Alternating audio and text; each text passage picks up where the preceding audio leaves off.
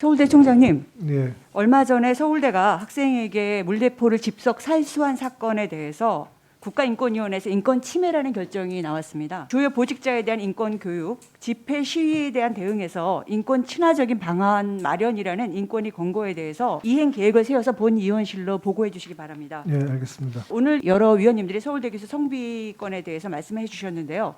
저는 좀 그것을 좀 더 깊게 들여다보려고 하고 있습니다. 이제 음대 B 교수 얘기가 나왔는데요. B 교수는 피해자의 신고를 두고 나는 스크래치 정도가 나겠지만 피해자는 모든 것을 걸어야 할 것이라고 말했고요.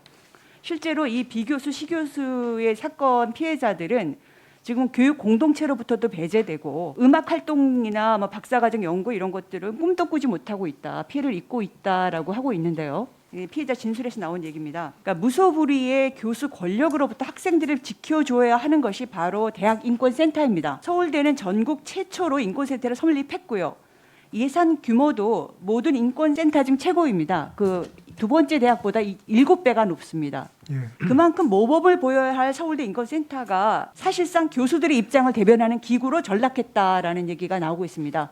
사실 저도 오래전부터 이 문제에 대한 얘기를 듣고 있었는데요. 현재 서울대학교가 준용하고 있는 교육공무원 징계 기준입니다. 교원이 성폭력을 저질렀다면 이는 최소 해임이고 성희롱이라도 비위의 정도가 심하거나 고의가 있으면 하면 또는 해임인데 인권센터는 정직 12개월 정도를 제한하고 있습니다. 이게 정당하다고 생각하시나요? 사건 내용을 열심히 들여다보지 않았기 때문에 여기서의 문제의 핵심은 네. 교육공무원 법에도 미치지 못하게 인권센터가 대응하고 있다는 게 핵심입니다. 마치 교수들의 대변인처럼 됐다고 하는 어떤 교수의 의견이 있는데 그런 의견도 있지만 교수 현실로서 제안을 드리는 거고요. 피해자들에 따르면 인권센터가 2차 피해를 방조하거나 직접 저지르고 있다라고 하고 있는데요. 화면 보시죠.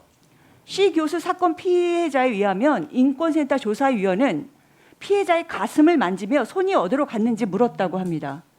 사실 이 두 분 다 이 피해자들이 뭐라고 얘기하냐면 경찰에서 조사받을 때보다도 당황스럽고 불편했다라고 얘기하고 있습니다. 또 인권센터는 B 교수 사건 피해자에게 가해 교수가 학교에 나오는 시간과 출입하는 공간을 피해 다니라고 했습니다. 그러니까 조사 과정에서 피해자에게 수치심을 느끼도록 하고 피해자가 아니라 가해자에게 공간 분리를 요구하는 것을 기본 중에 기본인데 피해자에게 그것을 요구하고 있습니다.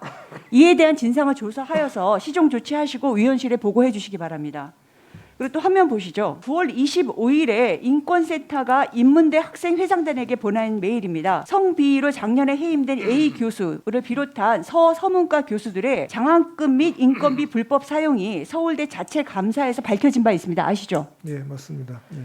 이에 대해 서울대 인문대 학생회장단 등이 사기 횡령으로 해당 교수 및 조교 등을 형사 고발했습니다. 그러자 모 교수가 네. 학생들이 고발을 취소하지 않으면 명예훼손으로 고발하겠다고 인권센터에 신고했고요. 네. 인권센터는 이를 그대로 학생들에게 전달한 것입니다. 지금 저희가 문제 삼고 있는 건 뭐냐면요. 이런 식의 이제 공격성 편지를 보냈는데요. 이게 공격성이라고 저희가 얘기하는 이유는 뭐냐면요. 서서문학과 교수 등이 고발을 한 날이 바로 9월 25일입니다. 고발을 받자마자 학생한테 바로 이렇게 공격성이라고 느껴질 수밖에 없게 메일을 보낸 겁니다. 예, 그 인권센터의 최소한의 이 고려하는 과정 자체가 없는 상태로 바로 이런 식으로 아니요, 이거는 이런 학생들한테 학생 대표들한테 이렇게 보냈다니까요. 9월 25일 날 이걸 고발을 받자마자 인권센터가 교수와 학생을 대하는 태도가 굉장히 문제가 되고 있고 또 다른 면을 보면 양성평등 기본법 시행령에서 대학에서 성희롱 사건 발생 시 재발 방지 대책을 접수 3개월 이내에 여성가족부와 교육부에 제출하도록 하고 있습니다. 하지만 서울대는 1년 가까이 재발 방지책을 제출하지 않고 있고요. 그 사유가 당사자의 개인정보 보호입니다.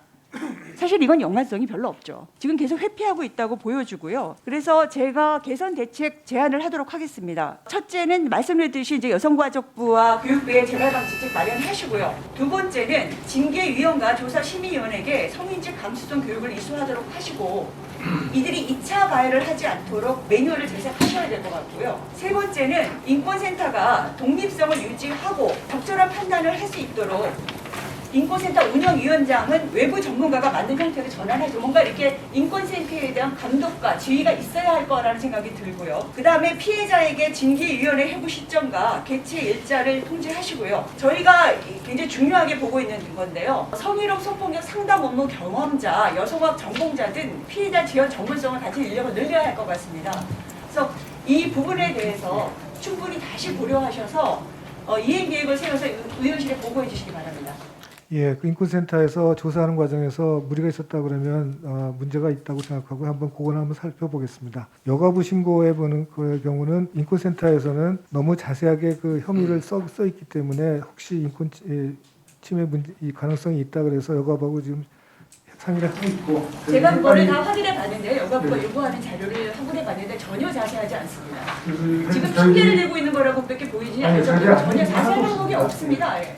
안 낼 이유 하나도 없고요. 그거는 뭐 저희들이 당연히 해야 될 일이고 당연히 할 거고 앞으로 하도록 하겠습니다. 피해자 통보의 경우는 인권센터하고 징계위원회하고는 완전히 독립적이기 때문에 인권센터에서는 징계위원회에 올라갔는지를 알 수가 없습니다. 그리고 또 징계위원회는 인권센터에 신고된지도 알 수가 없고요. 완전히 결판이 나기 전에는. 그래서 이번에 C 교수의 경우에는 그렇기 때문에 문제가 있었습니다. 인권센터에 신고는 했지만 징계위원회는 모르고 있었고 징계위원회에 올라갔는지는 인권센터는 모르고 있었고 그런 상황이었습니다.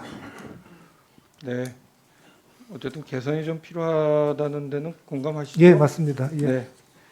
예, 권인숙 의원님 수고하셨습니다.